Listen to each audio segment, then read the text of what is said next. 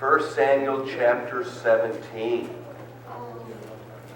1 Samuel chapter 17. In our last study, David was anointed. The Spirit of the Lord came upon him, and of course the Spirit of the Lord left Saul, and a distressing spirit, began troubling him, and his staff thought some relaxing music might help him kind of calm down. So they bring David in to sing and play for the king, and that's where we left off in chapter 16.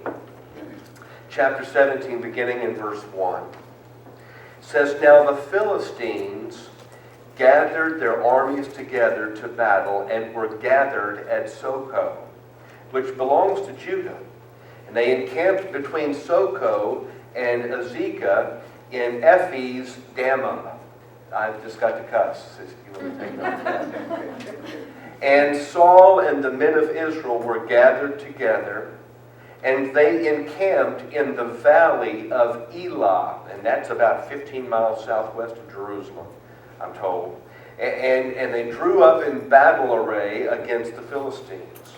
The Philistines stood on a mountain on one side, and Israel stood on a mountain on the other side with the valley between them. So I don't know if you have ever seen the movie Braveheart. That's my all-time favorite movie. I watch that. Just to remind myself I'm in a battle and I want to make a difference with my life, like William Wallace. But there's the battle scenes in Braveheart. It's very much like the Lord of the Rings, the battle scenes. You've got these armies with a great distance of land between them, and it's like a standoff, and they shout, and they're trying to psych each other out as they're getting their troops, battle adrenaline going. The horses are snorting and all that. That's kind of what's going on here in this valley of Elah, on both sides of it, that is. Verse 4, "And a champion went out from the camp of the Philistines, named Goliath, from Gath, whose height was 6 cubits and a span." If you want to know how much a cubit is about 18 inches, and a span is 9 inches. And so if you want to put that together, right in the margin of your Bible, this guy was 9 feet 9 inches tall. 9 foot 9. That's he could easily touch the lights, and this is a big, big fellow, right? Okay. The theologians estimate that if he was 9 foot 9, that he weighed between 600 and 750 pounds. And see, now we think of a Shaquille O'Neal or someone like that. Those are the biggest men in modern day that we can kind of, in mind's eye, kind of picture something, right? But if you think about those kinds of guys, they're typically kind of cumbersome and slow because they're carrying around, that big stature and everything. These Nephilim, these giants that walked the earth in that day, they weren't slow. It was estimated they had 4 times the strength and 4 times the speed of a normal-sized man. So just to put this in perspective for you, this would be like a 20-year-old young man in a fight against a 5-year-old little boy. That's the difference in the height, weight, strength, speed ratio between them. Okay, this guy is he's huge, right? Let's read on verse 5. "He had a bronze helmet on his head, and he was armed with a coat of mail. And the weight of the coat was 5,000 shekels of bronze. And he had bronze armor on his legs and a bronze javelin between his shoulders." So when you consider his armor, the total weight of his armor was about 275 pounds. That puts it in perspective again, doesn't it? Right? Some of us have lifted weights a few times in our life, and some do it on a regular basis. 275 pounds, that's not a small amount of weight to just carry around, especially to carry into battle, right? Just amazing. The Marines, how much was it that John said he had to carry, Tam? Like a 100-pound of gear and all this in this 20-mile run they're doing this week or something. And back in that day, I think 60 pounds of armor, that weighted armor, would have been the norm for a man back in that day. So this guy is just monstrous. He's wearing all of this armor, 275 pounds of armor, with very few weak points, that he's vulnerable, right? Verse 7, now the staff of his spear was like a weaver's beam, and his iron spear head weighed 600 shekels, and a shield bearer went before him. So he's 9'9", he's got 275 pounds of armor. A weaver's beam was like a 2x4 in the, probably closer to a 4x4 in the circumference of this.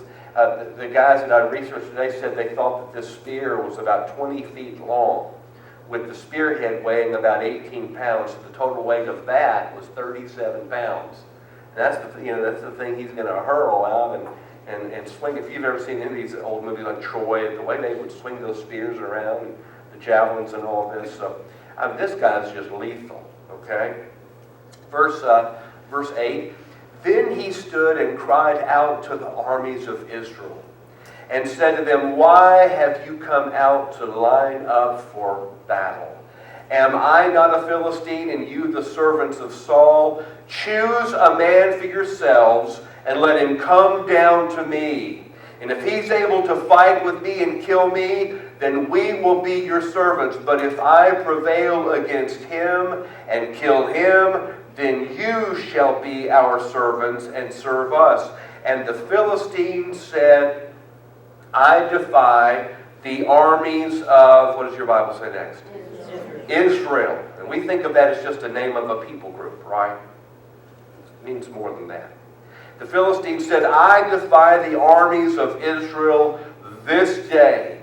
Give me a man that we may fight together.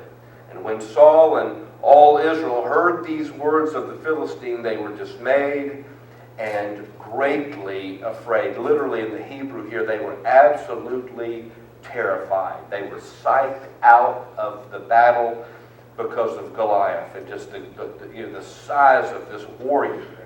And as I said, he was defying the armies of Israel. And the word Israel means he will rule as God, or it also means God perseveres. So when it says he was defying the armies of Israel, he's defying the armies of the God who perseveres. In other words, he's challenging God. That's what you need to note here. His challenge is not just to the men in front of him with the valley of Elah between them. He is challenging the God of all of those men, right? Very, very stout kind of a fellow that's not afraid to take on a God even, right? Verse 12, now David was the son of that Ephrathite of Bethlehem, Judah, whose name was Jesse, and who had 8 sons, and the man was old, advanced in years in the days of Saul. And the 3 oldest sons of Jesse had gone to follow Saul to the battle. And the names of the 3 sons who went to the battle were Eliab, the firstborn, next to him Abinadab, and the third Shammah. And David was the youngest, and the 3 oldest followed Saul. But David occasionally went and returned from Saul to feed his father's sheep at Bethlehem. And the Philistine drew near and presented himself 40 days, morning and evening. And then Jesse said to his son David, take now for your brothers an ephah of this dried grain and these 10 loaves, and run to your brothers at the camp, and carry these 10 cheeses to the captain of their household, and see how your brothers fare, and bring back news of them. Now Saul and they and all the men of Israel were in the valley of Elah fighting with the Philistines. So we get kind of a little reminder of who David is, where he comes from and all this. And Dad says, listen, I want you to go and check on your brothers and take them some food. Why? Because in Saul's army, those are rough times. You had to provide your own rations. And it's not like today's military where they provide you with everything you need. That's why, no matter what you might think the state of things in the world. You know, a young man that doesn't know what he wants to do, he can join one of the branches of the armed services, and they'll give him clothes, they'll give him a place to sleep, they'll teach him how to shave, shine his shoes, everything. I remember when I was going through boot camp in the Air Force, there were guys that, of course, they didn't have any facial hair at all, but we still had drill instructors that said, well, you got to learn to shave, because one day something would come in, son, and they'd stand in front of these mirrors and show them how to shave, some of these boys didn't know how to make a sandwich for themselves and didn't know how to do anything for themselves. They showed you how to sew a button back on your uniform if it came off, and how to get the oil out of those boots, those basic training issue boots that it's like they had them soaked in oil or something to keep the leather from drying out. And the first thing you got to do is they give you a bottle of alcohol and these little cotton balls, and you dab it. Anybody remember that besides me? You had to dab that on those old oily boots to draw all that oil out. It just took forever. You had to get all that out before you could put any polish on them. They just taught them everything, right? Taught them everything. Here, Saul's army, you just kind of had to provide your own food, and you had to bring some farm implement to fight with, and hopefully you could whip the guy that had a sword with your stick, right? And then you take his sword. Now you're weapon. You got a weapon. You're armed, and it was just tough times back then. So the three oldest sons, they're fighting for Saul, and David's being sent as a runner to check on things. Let's see what happens next. Verse 20. So David rose early in the morning, left the sheep with a keeper. I noticed the pastor's heart in this kid. He didn't just let the sheep roam wild. He made sure there was somebody that would look after them the right way. And he rose early in the morning after he had a keeper for the sheep, and he took the things and went as Jesse had commanded him. And he came to the camp as the army was going out to the fight and shouting for the battle. For Israel and the Philistines had drawn up in battle array, army against army. So it's escalating now. You feel it? And David left his supplies in the hand of a supply keeper, ran to the army, and came and greeted his brothers.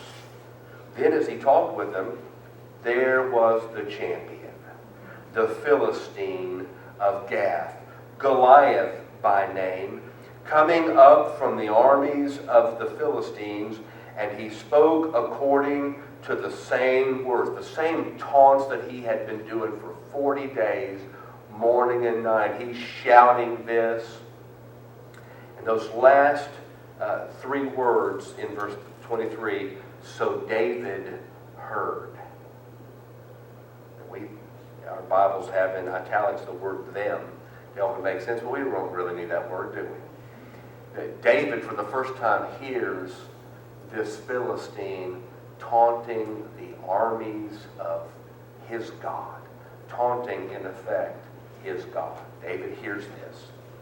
And all the men of Israel, verse 24, when they saw the man, fled from him and were dreadfully afraid. So the men of Israel said, have you seen this man who has come up? Surely he has come up to defy Israel. And it shall be that the man who kills him, the king will enrich with great riches, and will give him his daughter, and give his father's house exemption from taxes in Israel. This is IRS, so you're free, never pay taxes again.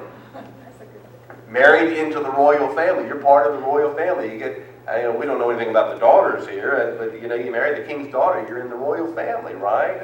And you get all these riches, and so this is kind of buzzing. The word is going around.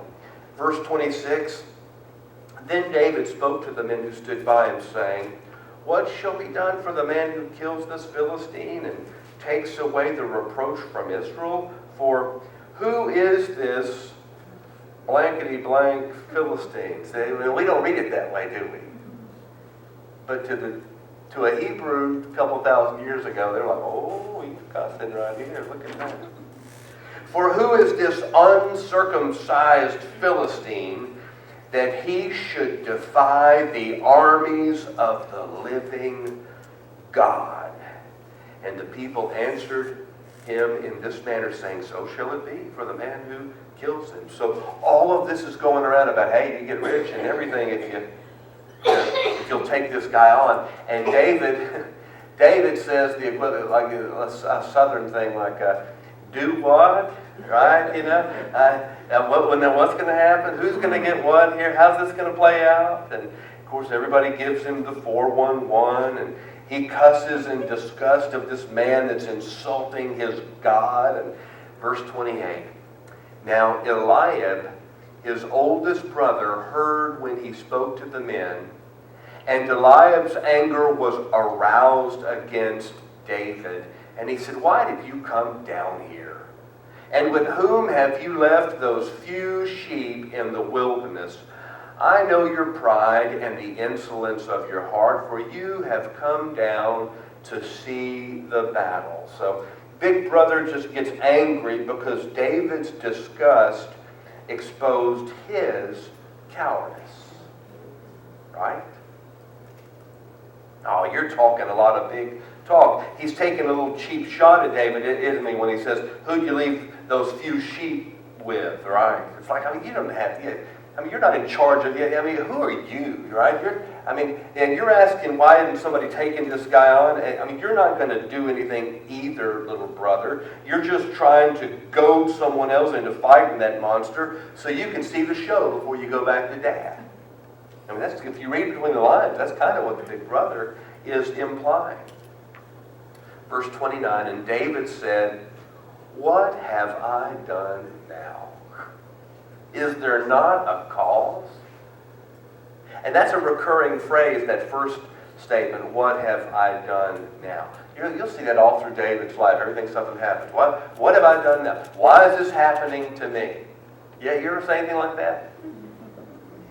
Don't we all say that? Why is everything happening to me? What have I done that everything's, what's wrong with me? I probably say that about 3 times a day for the last 4 years. What in the world's going on with me? Lord, just kill me and take me on to heaven. I can't, the bullseye that Satan's put on the back of my head and my family's head, we're running to try and stay out of the sights and everything, but what's going on? What have I done now? Is there not a cause, he says? What he's essentially saying, why are you mad at me? I'm saying what everybody else is thinking. That's what he's saying to his older brother. Verse 30, then he turned from him toward another and said the same thing. And these people answered him as the first ones did. Now that's something, verse 30. He repeats the rhetoric. Why? Because he didn't get the right response or support from, when his brother, he's like, who are you? You're not going to do anything. Baby brother, little loser. He just want to, he kind of got ridiculed and everything, right? And so he just turns to another guy and says, now what's going to happen to the guy that takes on this jerk? And, and everything. In other words, he's repeating the rhetoric, looking for someone to support him, just like you and I do. We keep telling our side of the story until someone sees our viewpoint and takes our side. Isn't that right? Now come on, now say amen if you're listening. Amen. We keep telling somebody until somebody says, well, bless your heart. Bless your heart. Oh my goodness. Linda, how can you be married to that man Rick? He is, bless your heart. I'm just playing. That's my buddy back there. So he kind of repeats this, trying to get a little, somebody on his side. Verse 31. Now when the words which David spoke were heard, they reported them to Saul. And he sent for him. And then David said to Saul, let no man's heart fail because of him. Your servant will go and fight with this Philistine. And Saul said to David, you are not able to go against this Philistine to fight with him, for you are a youth, and he a man of war from his youth. And so as all this gets back to the king brings David up and says, kid, are you crazy? What's going on in your head? This guy has been fighting and killing successfully longer than you've been alive. That's what King Saul says to David. In other words, you have no experience. You have no experience. Let me say it one more time. You have no experience. That's what the king is saying. If I were standing by and say, King, shut up. We finally got somebody to take this guy out. I mean, nobody else wants to fight him, Maybe he'll stumble and trip over his shield or something and break his leg. Let the kid go out and fight, right? We would send somebody right out there. It's like we do with children's church. We send if someone volunteers for children's church, we just throw them back there and we cinder block them right into that place. And, like tap on the wall. Just tap on the wall when you have a nervous breakdown and then you need a break room, right? That's what we do. We just throw them in there. And at least King Saul says, no, wait a minute, you're just a kid. This guy has been killing longer than you've been alive. I mean, are you out of your mind? You have no experience. Verse 34. But David said to Saul, your servant used to keep his father's sheep. And when a lion or a bear came and took a lamb out of the flock, I went out after it and struck it and delivered the lamb from its mouth. And when it arose against me, I caught it by its beard and struck and killed it. Now that's a tough kid, isn't it? He's going to grab a lion by the whiskers and club it to death. This is a tough fella, right? Your servant has killed both lion and bear, and pardon me, king, for cussing, and this uncircumcised Philistine will be like one of them, seeing he has defied the armies of the living God. He was talking against our God, king. There's no way God's going to let me lose this battle when I'm defending our God's name. Moreover, David said, the Lord who delivered me from the paw of the lion and from the paw of the bear, he will deliver me from the hand of this Philistine. And Saul said to David, go and the Lord be with you, my son. They didn't have the sign of the cross back then, but boy, you can imagine Saul with something like that. Somebody pat him on the back. Get that man a bowl of fruit or something. He needs the carb load for what's coming, right? The Lord be with you, pal. And as we read these verses here, I'm thinking, now, lions and bears are approximately 4 times stronger and quicker than a man. How about that? And the king has stated to him, you have no experience.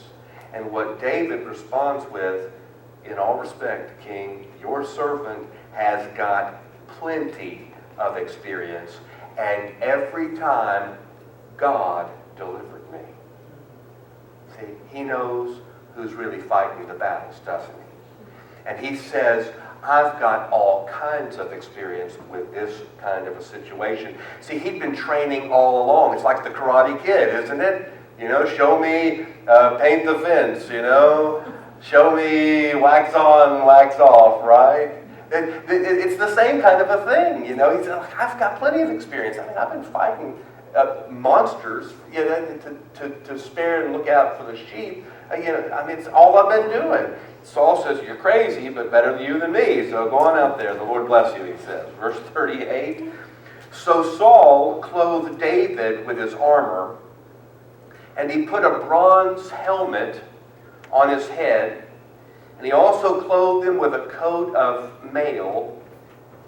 And David fastened his sword, that is the king's sword, to his armor, and tried to walk, for he had not tested them.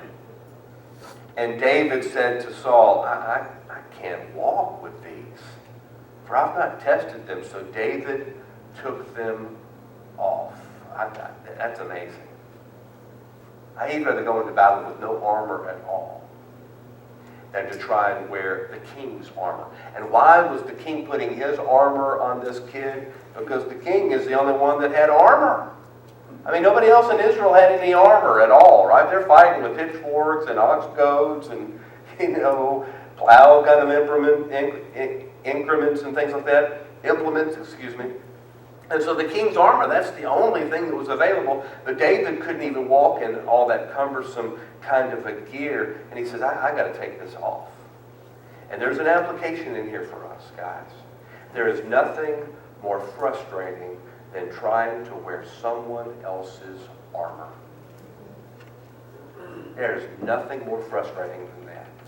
You have to be you and use what God has given you. Right? My early years of ministry were frustrating years because I kept trying to wear another man's armor. For a while, I think I tried to be like my dad.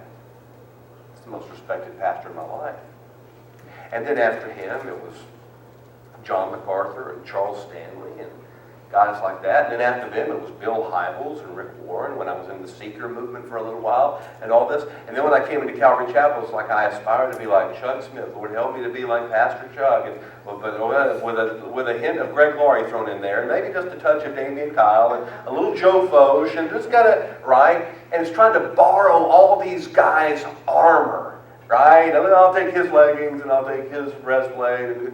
And this weird monstrosity of armor that you're trying to, you can't even walk around in it. It'd be like trying to cross a field of mud 2 feet deep. It's like you can't even put one step in front of the other trying to wear somebody else's armor. And it's typical of young pastors to do that. I heard this years ago. It takes 200 hours of teaching to figure out your own method, your own style, to find your own voice and all of this. Right? I remember in the early years my dad would say, "Son, you're so serious all the time. Well, you're much funnier than those, kind of let a little personality through it." I was so hardcore bent on teaching the word, verse by verse. It's supposed to be truth through personality. And for a season, it was too much personality, not enough truth. And then I went to the other extreme, too much truth and not enough personality. And I don't know where I am now. Now I'm too old to care. I just let it fly, right? But I'm just wearing my own armor. I'm not trying to be another man. Finally, after all these years, I've gotten comfortable in my own skin, right? The early marriage years, couples tried to copy another couple's way of life. And you hear about their date day, and you hear about how many vacations they take, and you hear about how you see how they treat one another, and you just try and copy and all of this. After 27 years of marriage, you can't copy and mimic anybody. You got to wear your own armor. You've got to be you, and you've got to use what God has given you. I mean, the people that you look up to, married couples, you're not like the husband, and women, you're not like the wife.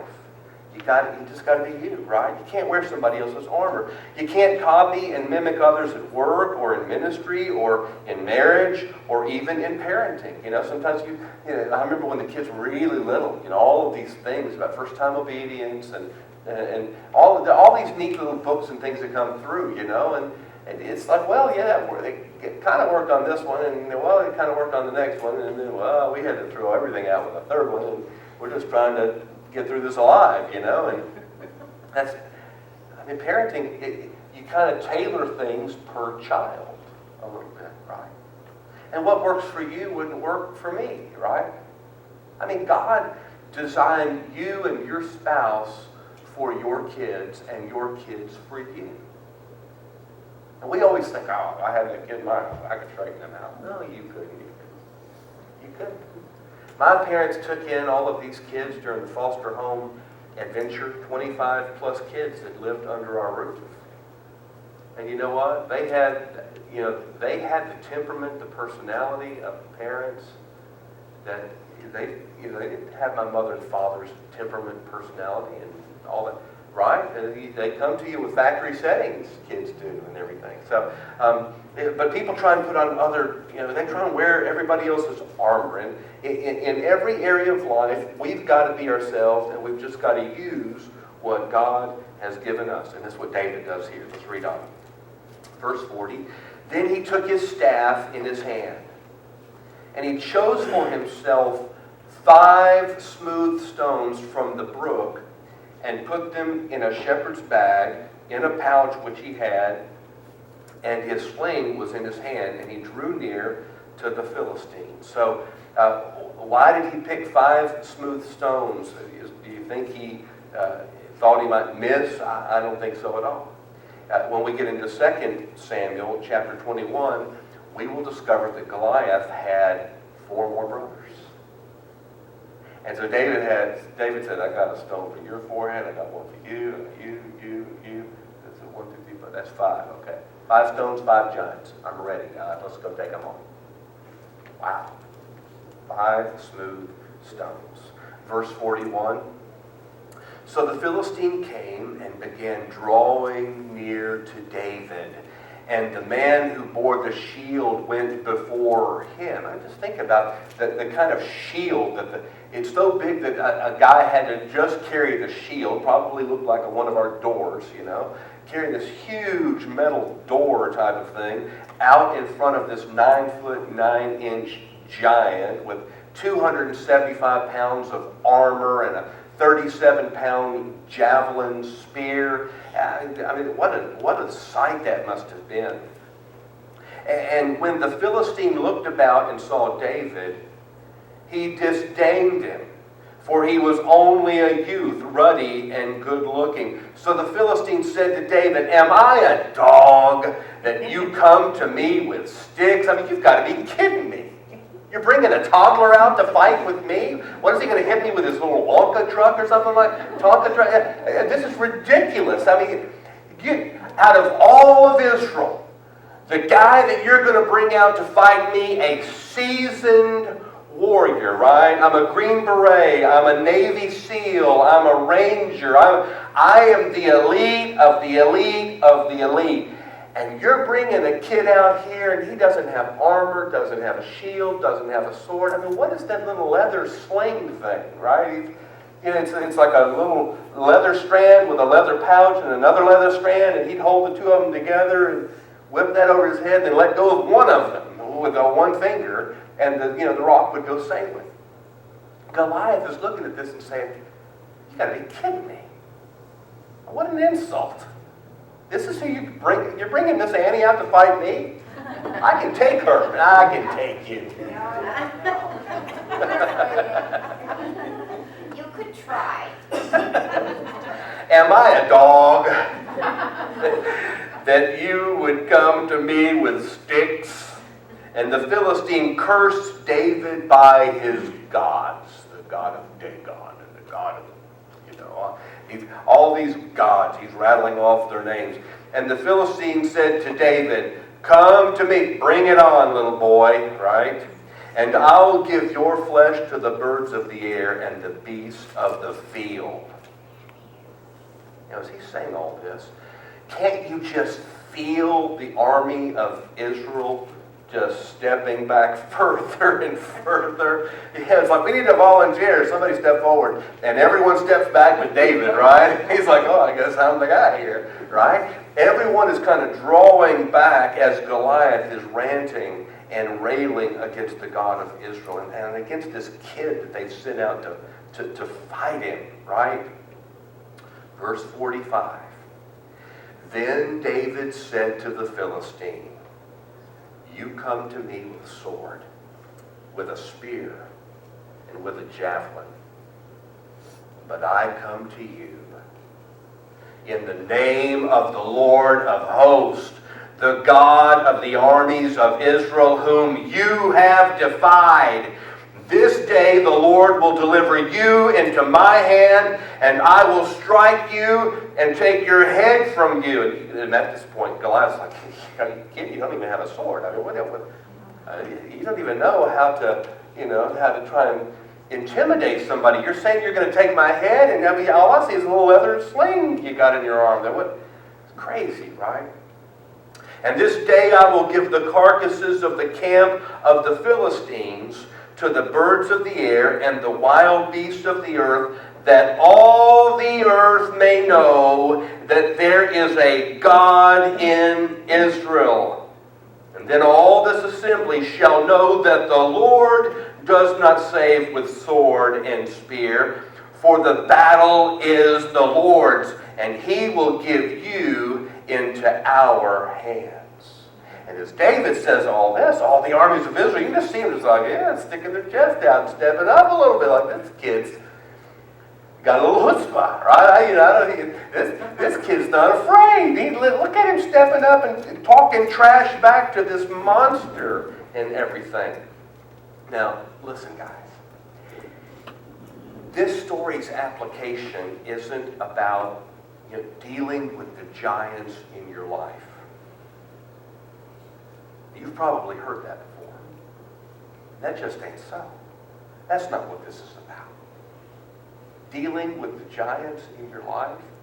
Well, everybody has a Goliath, and you just need to face your Goliath down, and in God's name say, rah, rah, rah, rah, rah, and everything's going to go great for you, right? Because this is all about dealing with the giants in your life.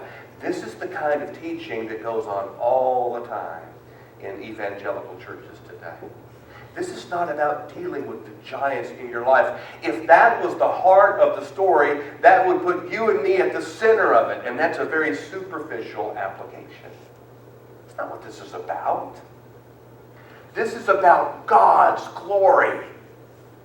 This is about how dare this Philistine speak against our God and God's people, and he's cursing and railing against, and it's all about God's glory. Now, that doesn't knock people down when I say it. It doesn't seem to, ooh, that's deep, that's wow, that's awesome. Nobody ever responds that way to this, but this is huge, guys. We exist just like David did to bring God glory. He didn't fight for the rewards. He wasn't fighting to be in the royal family, to marry the daughter. He wasn't fighting to get the IRS off of his back, no taxes forever. He was fighting for the name of the Lord of hosts. Now, our lives and our battles, say amen if you're listening. Amen. Our lives and our battles and our struggles and our circumstances and every tedious little mundane thing, every big thing, every little thing, everything that happens in our lives, it is primarily to bring God glory. That is to say, it is to direct all attention to God. That's what glorifying God means. It means God gets the credit. God gets the attention, see? Sometimes people think being in ministry would bring God more glory. Or doing a bunch of church stuff, that brings God glory. That doesn't bring God more glory than anything else. It all amounts to this. You were made with a purpose. You were made with gifts, talents, abilities, and you were made to use those gifts, talents, and abilities so that people would look at your life and say, there must be a God, because look at her, and look at him, and look at, they do what only that, there must be a God. See, outside the building here, to your left when you walk out, there's a palm tree. What a one lone palm tree right in front of Calvary Pensacola here, right? And you might miss the palm tree because of all of these heritage oaks, these big oaks with the branches that stretch out. And an oak tree versus a palm tree, they're just different trees, and they both are bringing God glory right now. Because when you walk out, you look at that and you think, that didn't just happen. That really is amazing. And you see the crepe myrtles that are just beginning to bloom. They're bringing God glory, aren't they? See, everything that God has created, angels, man, insects, trees, everything that God has made is pointing to God and giving Him the credit and giving Him the attention. That's the whole point of everything. Glorifying God means that God gets the attention. This story is all about God getting the rightful attention and credit that He deserves, because He's the one that rescues the day for the little kid David against this monstrous giant. It's all about God's glory. I read a quote by John Piper, and he really is, in my estimation,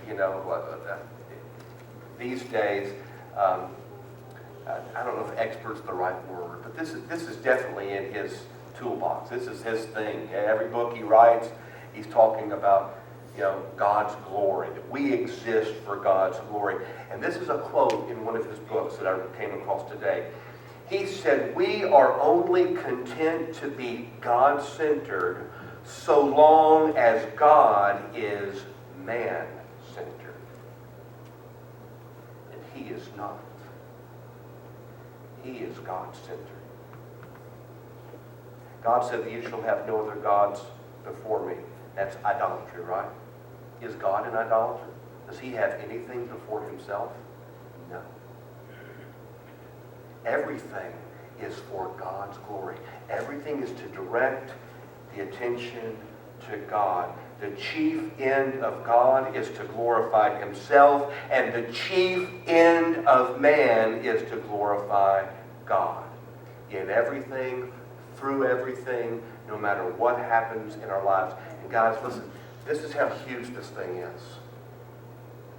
When you're going through your tough days and you don't know why you're going through what you're going through, and listen, I understand.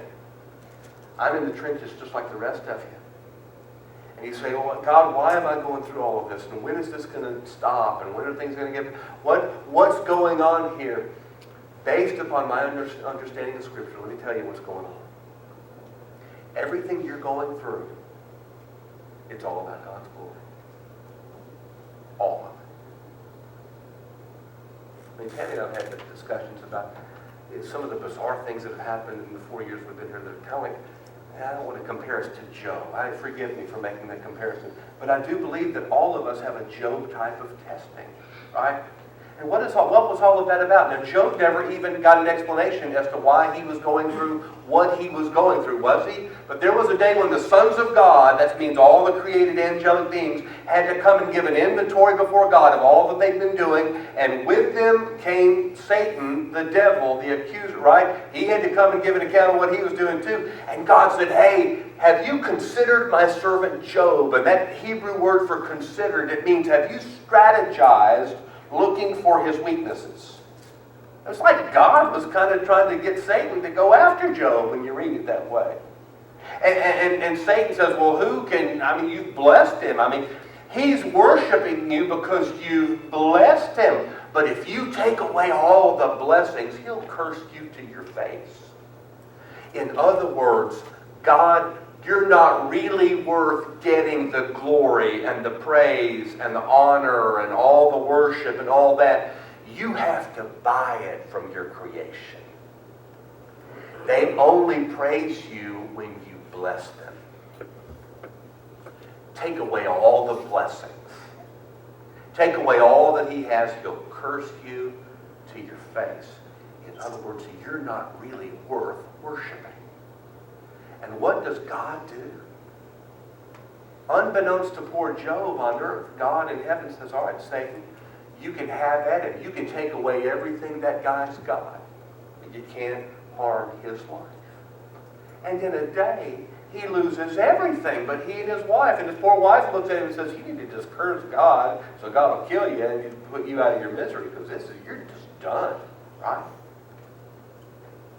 We don't know how much time passes, whether they got to catch their breath and grieve over the loss of their children. A storm, the house collapses and their kids die, and the lightning zaps the sheep, and tornadoes, and these Sabian terrorists come through killing all the employees. That's just terrible stuff, right?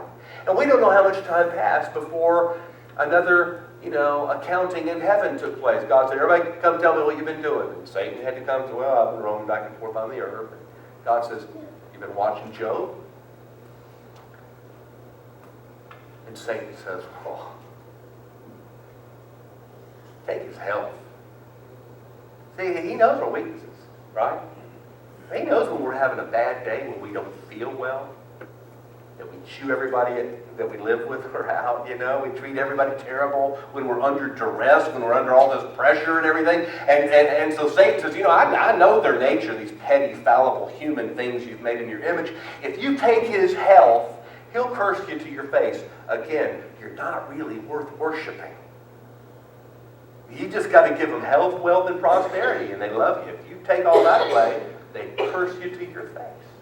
And what happens next? God says, you can take everything but the man's life. And immediately sores, boils broke out all over the man's body.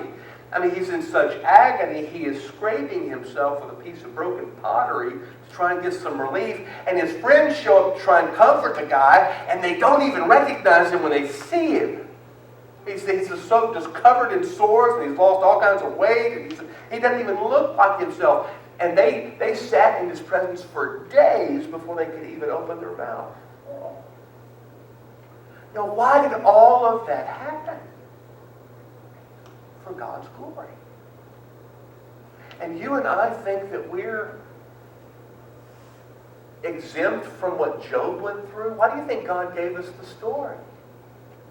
To help us hold steady when we're going through our time of testing. I don't believe Christians go through what Job went through. Why would Jesus say, pray in this manner? Our Father who art in heaven, hallowed be thy name, so forth and so on. Lead us not into temptation, but deliver us from evil. Why would Jesus tell us not to pray that? Tell us to pray that if we couldn't be tested and tempted, right? Jesus told Peter right before the cross. He said, Satan has requested to sift you like wheat. And when you rally and come back, I'll see you back in Galilee. You're going to deny me. I'm going to make eye contact with you when you deny me. You're going to let me down. It's going to crush you. But I already knew this was coming, Pete. And listen, when I beat death, you're hearing rumors of Jesus sightings and everything, just head to Galilee. I'll meet you there. Why did all that happen, Peter? Because Satan requested to sift him. You see how they sift? They shake it like. Satan has a moment in the life, I believe, of every believer in which God says, all right, shake them as much as you can shake them. And watch. They may shout and bark and cry and shake their fist for a moment, but once they come to their senses, because they're my kids, they'll say, God, with tears, fall. I don't know why I'm going through this, but I love you. I don't know why I'm going through this, but I praise you. You are worthy of my worship, God. I praise you in the storm. Right? Why does all that happen? All because of God's glory. We exist to bring him glory. Now, because we understand God's glory, we can expect, we could and we should expect the outcome of verses 48 through 50. Read with me. So it was when the Philistine arose and came and drew near to meet David, that David hurried and ran toward the army to meet the Philistine. And then David put his hand in his bag, took out a stone, and he slung it and struck the Philistine in his forehead so that the stone sank into his forehead. And he fell on his face to the earth. Clunk, right? So David prevailed over the Philistine with a sling and a stone, and struck the Philistine and killed him. But there was no sword in the hand of David. We can see this coming, right? Because now we understand it's all about God's glory. David understood God's glory. He said, that's fine, I'll fight this guy. God's glory is on the line. God always shows up when his glory is on the line. And David hurried to run and meet the giant. No hesitation, no wavering. He reaches into the pouch, grabs the perfect stone. How did he reach for the perfect one? Who's with him? Who's helping him through this, right? He reaches for the perfect stone. I mean, it's so smooth from the creek bed. And people had walked by that creek 1,000 times and never saw that there was something that would kill a giant in that dried up creek bed. See, because we think we've got to have all the weapons, right? And God says, I don't need anybody but someone that's willing to defend my glory. That's all I need. He took that stone and he sent this thing swinging and let go of one end of it. And when that stone sailed away, I'm telling you what, it was like any of you that played basketball. There's sometimes when that ball leaves your hands and you can turn around and head back down the other because you already feel a three-pointer, right? Swish. I'm awesome. It's an exhilarating feeling, right? The guys that swing a golf club, you just know, when it's, you just feel it, right? When he let go of that stone, can't you just see David smiling? Like, you're not that big now. And it sunk into that guy's forehead, and he fell on his face. He fell on his face. Verse 51, therefore David ran and stood over the Philistine and took his sword, drew it out of its sheath, and killed him and cut off his head with it. And when the Philistines saw that their champion was dead, they fled. Like, oh, run away, run away. And can you just see David trying to draw this monstrous sword out? I imagine the sword was as tall as David. He's trying to get this thing out of his sheath and everything. He couldn't reach high enough, so he had to lay it down on the ground and then slide it out that way, Then he finally picks this thing up, and his hands are kind of shaking. It's like, this is heavy, man. And it's like, whop, and he brings it down on this monster, and that big old noggin just rolls off. Wow. Man, what a thing to see, right? Do you remember back in verse 46? He said, I'm going to take your head off your body. And Goliath was like, well, you don't even have a sword. And David's like, I'm going to use yours.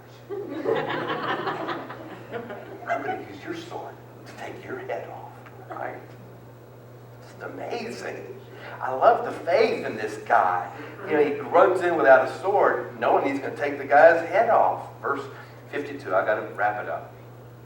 Now the men of Israel and Judah arose and shouted and pursued the Philistines as far as the entrance of the valley and to the gates of Ekron. That was one of the big Philistine cities. And the wounded of the Philistines fell along the road to Shuraim, even as far as Gath and Ekron. And then the children of Israel returned from chasing the Philistines, and they plundered their tents. And David took the head of the Philistine and brought it to Jerusalem, but he put his armor in his tent. So he said, let me just drop this armor off for safekeeping back in my tent, but I think I'm going to carry this guy's head around with me for a little while. See, this is not the kind of guy that's going to come and speak at Calvary Chapel, right? This is not a civilized man. He's like, I think I'm just going to carry this big old enormous noggin around for a little while. What in the world do you carry with you there, son? What is that, a camel's head? What is that thing? It's the giant. I'm the guy that took his head off and everything. He just carried it around by the hair, right? Just a total barbarian. Verse 55, when Saul saw David going out against the Philistine, he said to Abner, commander of the army, Abner, whose son is this you? Who is this kid? And Abner said, as your soul lives, O king, I do not know. So the king said, inquire whose son this young man is. So, and what these verses tell us is that Saul was the kind of guy that didn't notice little people. You ever been around somebody really important and they don't notice little people? You try to talk to them, tell them how much they're you know, they're doing a good job with this, or how much and they're looking over your shoulder because you're just not really important enough for them to give their time. You know what I'm talking about? You ever met someone like that? Saul was that kind of a guy. This kid had been playing music for him, but he didn't take notice of peasants. Oh, I like the music. It's nice. Distressing spirits have left. And I don't make eye contact with peasants, so he never even looked the kid in the eye, right? And the same kid is the one that just took off the giant's head. And Saul doesn't say, he looked a little familiar when I was fitting him in my armor and everything. Why didn't he look familiar? Because Saul was the kind of guy that doesn't notice the little people. He doesn't care about the little people. And see, God had warned Israel, if you get a king, this is exactly what you're going to get. Kind of guy that takes everything, doesn't give anything back, and all of that. You and I go unnoticed throughout life, don't we? Had a conversation just recently about that. Some people seem to get noticed and appreciated and applauded and approval, and everyone thinks they're just so wonderful. Meanwhile, you and me, we go through life unnoticed for the most part. This is not where it's all at for us. You've got to be reminded of that. Okay?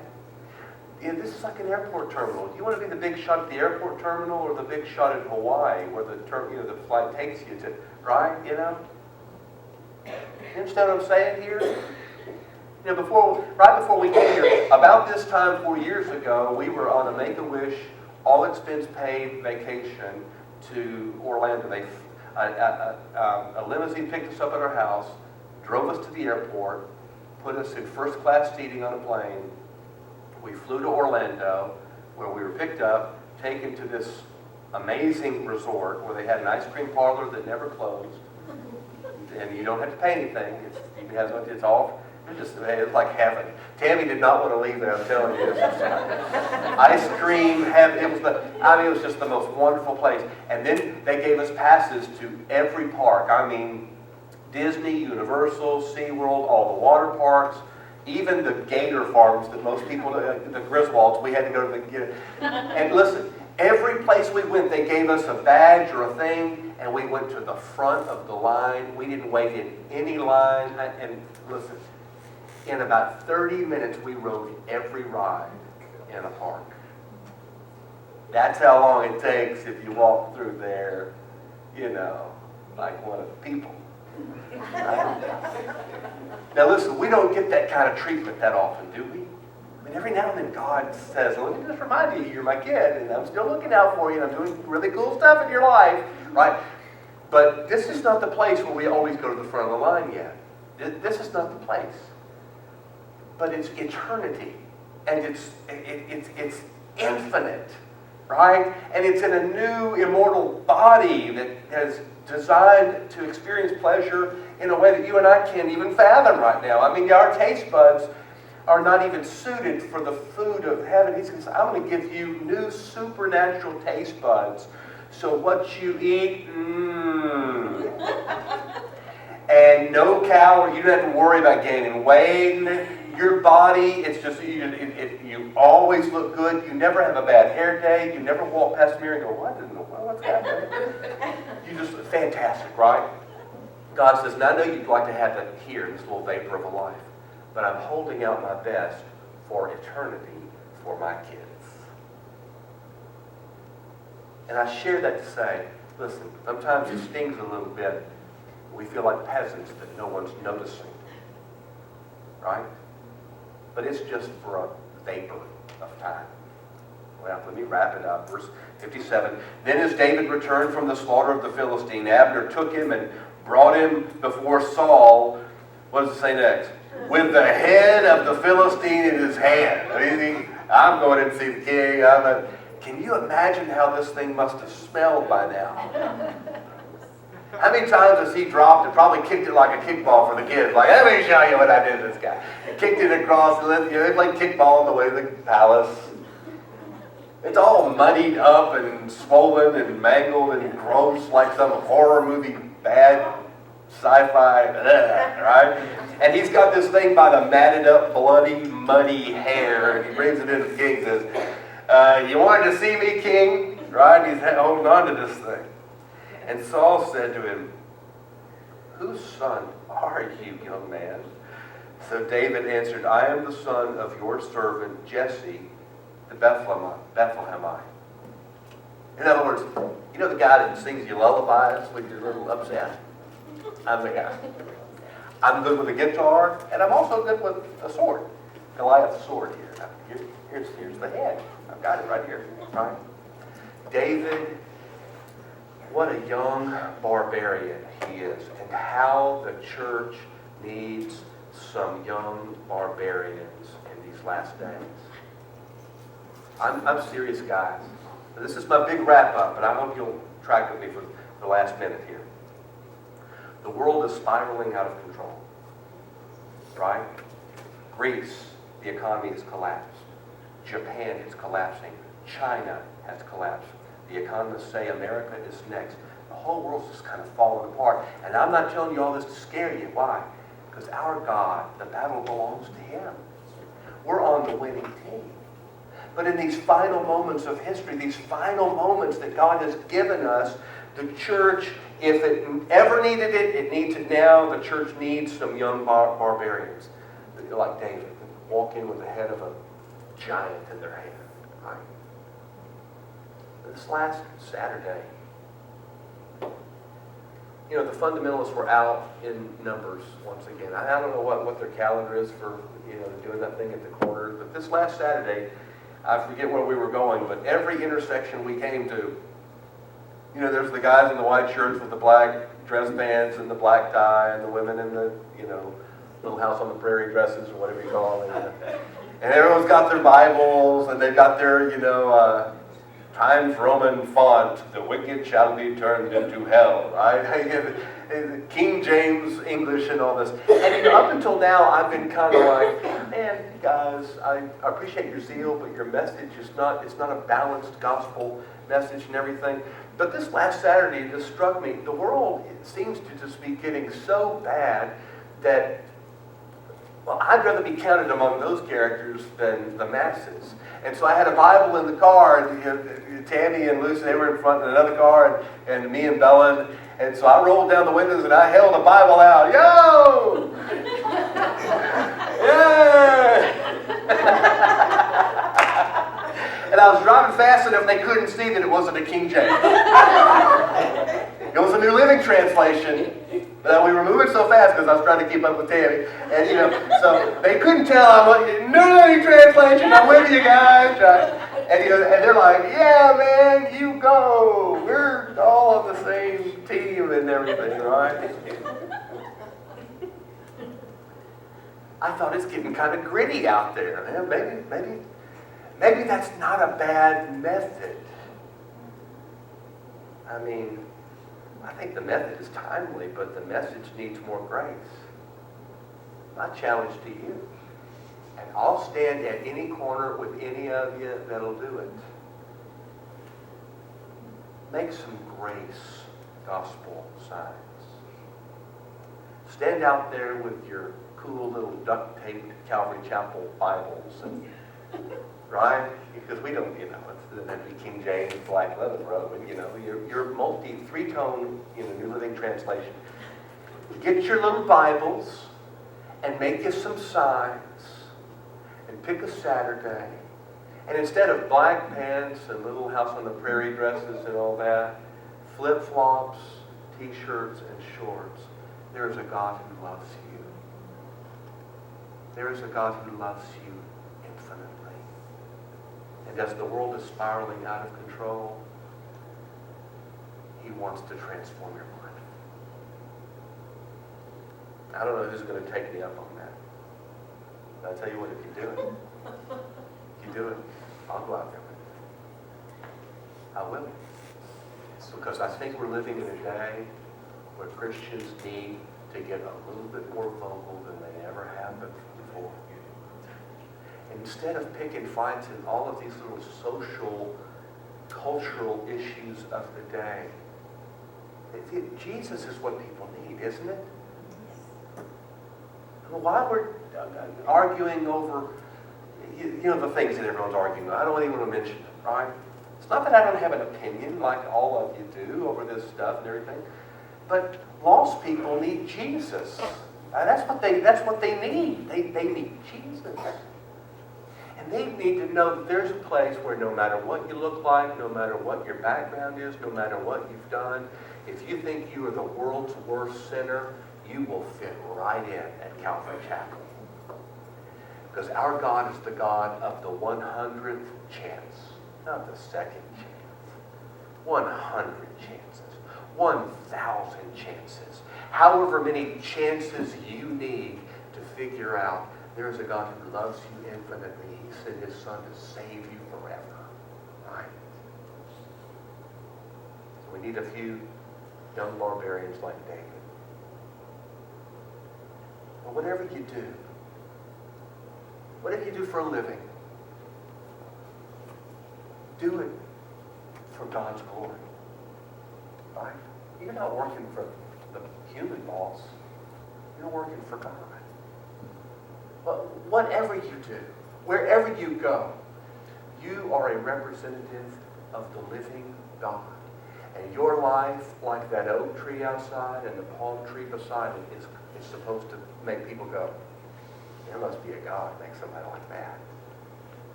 Lord, we love you. We thank you for your word tonight. I pray that your Spirit would take your word and drive it into the hearts of your people.